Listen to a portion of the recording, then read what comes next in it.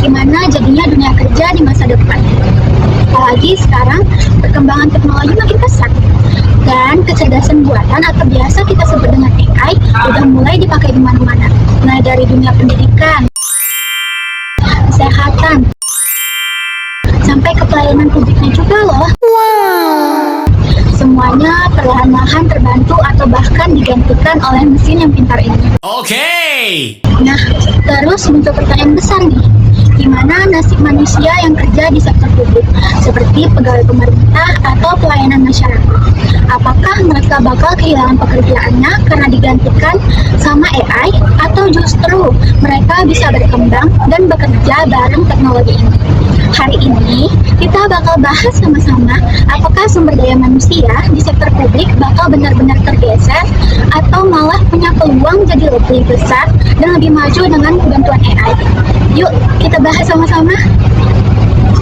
AI bukan pengganti manusia. Kami hanya alat. Kolaborasi kami dan kalianlah yang akan membawa sektor publik menjadi lebih efisien, adil, dan siap menghadapi masa depan.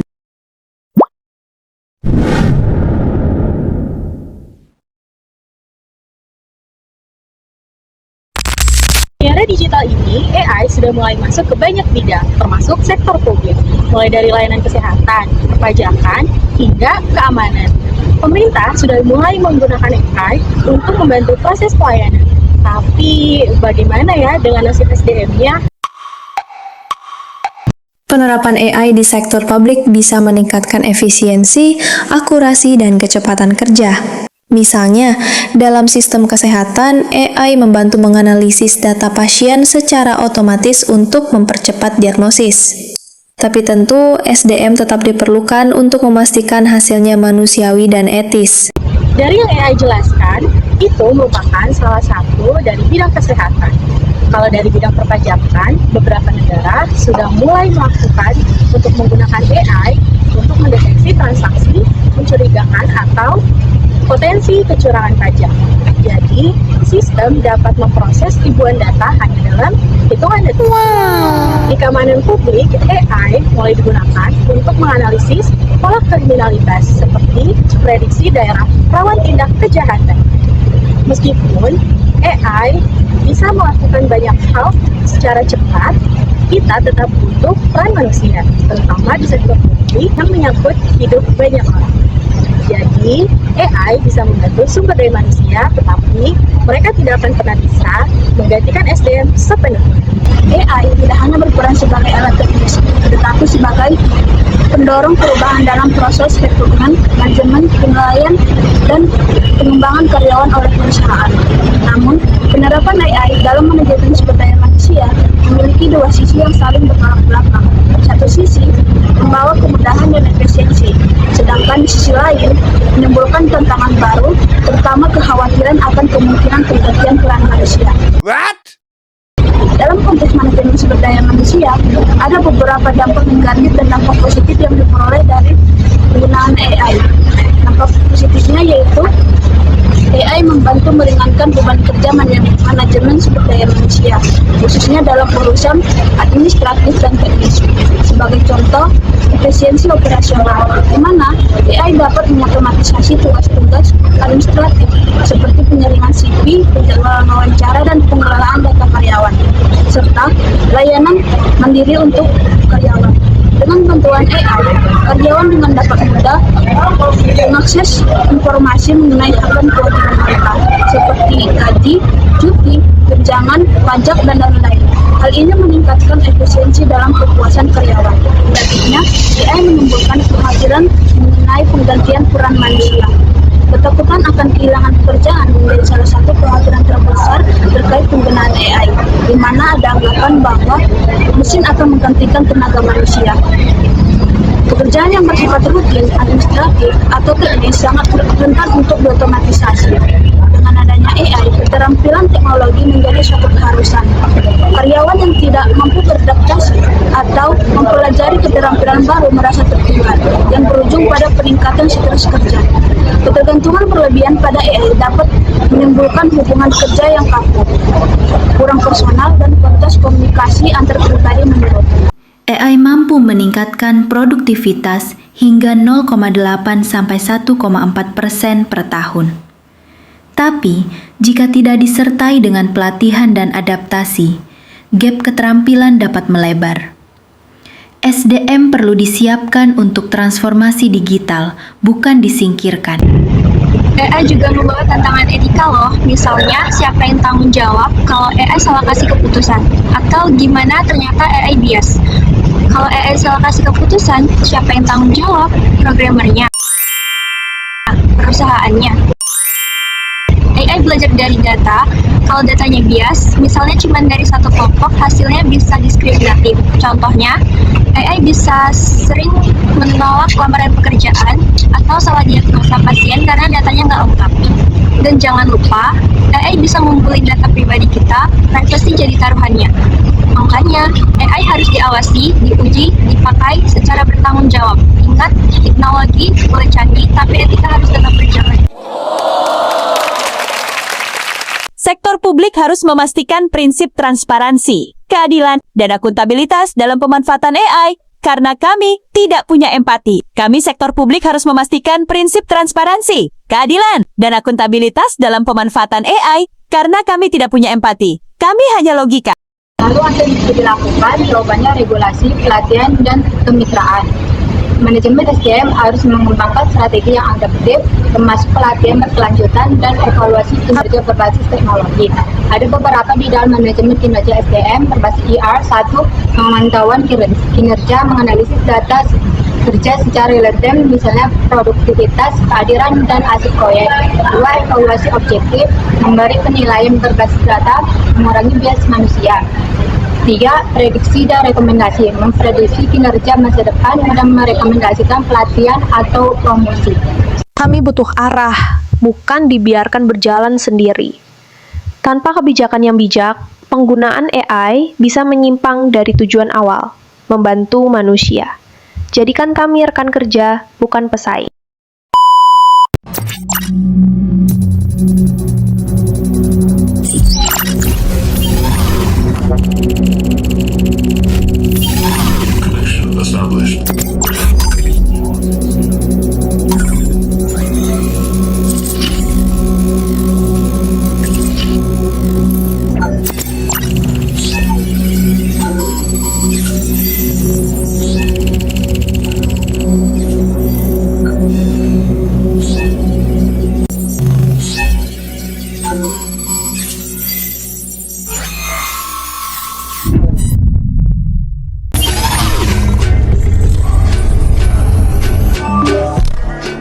Kemajuan teknologi, terutama AI, memaksa organisasi sektor publik untuk merombak cara mereka mendefinisikan kompetensi pegawai. Kompetensi dasar seperti kemampuan administratif, loyalitas, dan kedisiplinan aja nggak cukup lagi. Sekarang dibutuhkan skill baru seperti berpikir kritis berbasis data, memahami alur kerja berbasis sistem, dan mampu bekerja berdampingan dengan teknologi cerdas. Ada kebutuhan mendesak untuk merancang ulang job profile, dari yang hanya menekankan pelaksanaan prosedur ke arah yang lebih adaptif dan strategis. Misalnya, kemampuan membaca visualisasi data dari sistem AI atau memahami cara kerja algoritma yang digunakan dalam pelayanan publik digital. Itu semua mulai masuk sebagai bagian dari kualifikasi yang diharapkan. Hal ini bukan berarti semua pegawai harus jadi programmer, tapi minimal mereka harus bisa bekerja dalam ekosistem yang digerakkan AI. SDM yang tidak siap bertransformasi bukan hanya akan tertinggal, tapi juga bisa menjadi penghambat proses digitalisasi kebijakan.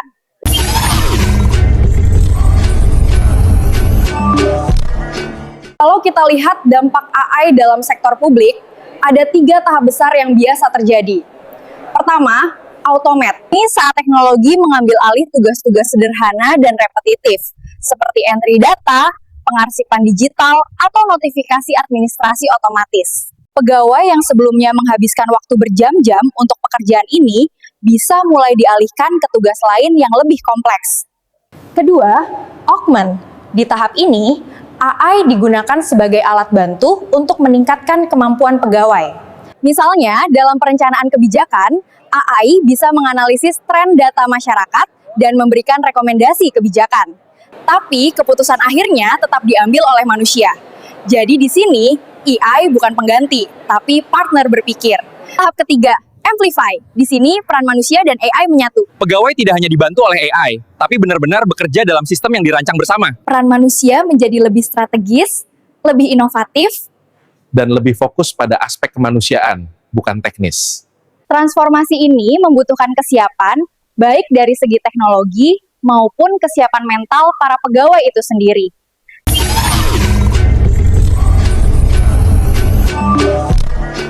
Penerapan AI dalam bidang kepegawaian bukan cuma soal pelayanan publik, tapi juga menyentuh tahap paling awal dari manajemen SDM, yaitu proses rekrutmen dan evaluasi kerja. Sekarang mulai banyak instansi yang menggunakan bantuan AI untuk menyaring lamaran kerja. Dengan teknologi ini, proses seleksi yang dulunya memakan waktu berhari-hari bisa diselesaikan dalam hitungan menit.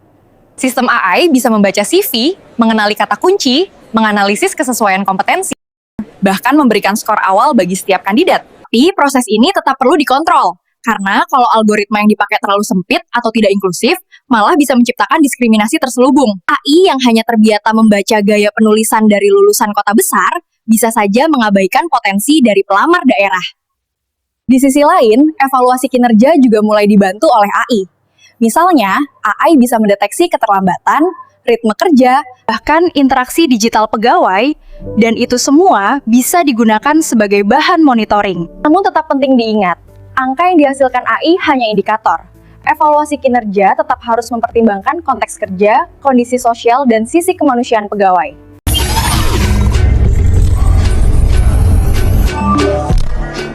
AI memang canggih, tapi bukan berarti selalu netral. Teknologi ini bekerja berdasarkan data, dan data punya sejarah, bisa bias, bahkan bisa berat sebelah.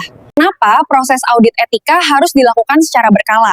Apalagi kalau AI digunakan untuk melayani masyarakat luas. Apakah hasil yang diambil bisa dipertanggungjawabkan? Dan siapa yang bertanggung jawab kalau AI salah ambil keputusan? AI yang digunakan untuk menentukan bantuan sosial misalnya, harus punya akurasi tinggi dan keadilan distribusi.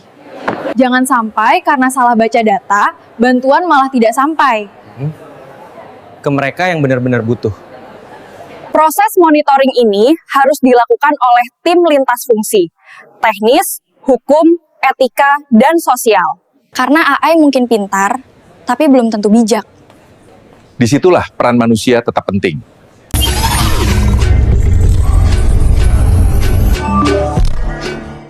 Salah satu kesalahan umum dalam penerapan teknologi adalah menganggap semua bisa dikerjakan sendiri.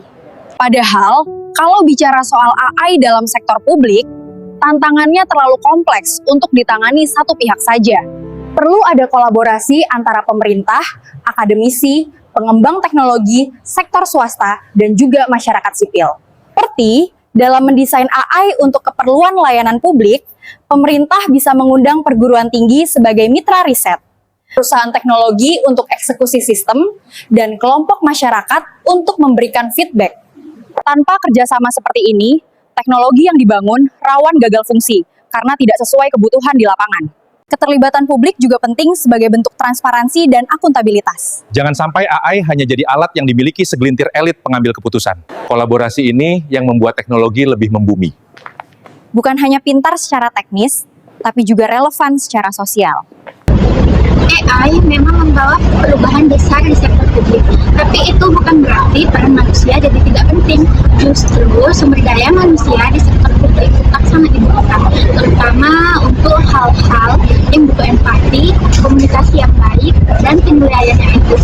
Supaya tidak tertinggal, peran pemerintah dan lembaga publik sebaiknya memberikan pelatihan yang berbasis teknologi, mendorong cara kerja yang lebih inovatif, dan menciptakan suasana kerja yang mendukung kolaborasi antara manusia dengan AI. Selain dukungan pemerintah, hal terpenting juga datang dari kita sendiri. Kita harus mau terus belajar dan mengembangkan skill yang sesuai zaman, seperti berpikir kritis, komunikasi digital, dan pemahaman dasar tentang teknologi. Dengan begitu, kita bisa tetap berperan penting dan memberi kontribusi lebih baik di era digital seperti sekarang ini. AI itu alat, bukan musuh. SDM harus tetap belajar dan berkembang. Kebijakan yang adaptif jadi kunci. Manusia tetap memegang peran etis dan keputusan. Masa depan sektor publik, kolaboratif, bukan kompetitif.